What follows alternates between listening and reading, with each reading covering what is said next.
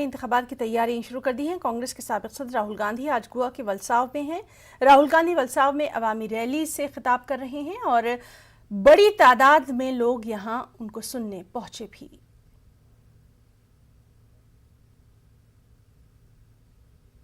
I don't see, my credibility is important to me.